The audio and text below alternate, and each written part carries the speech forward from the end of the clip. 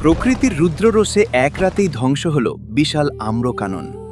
বিপদের মুখে স্বার্থপররা যখন নিরাপদ আশ্রয়ের খোঁজে পালালো, তখন একদল সাহসী তোতা সেই ধ্বংসস্তূপের বুকেই টিকে থাকা শপথ নিল। তারা জানত, পালানো মানেই পরাজয়। শুরু হলো তাদের সৃষ্টির লড়াই। কাদামাটি খুঁড়ে তারা পরম যত্নে রোপণ করল নতুন জীবনের বীজ। তাদের অদম্য ইচ্ছাশক্তির কাছে হার মানল ধ্বংস।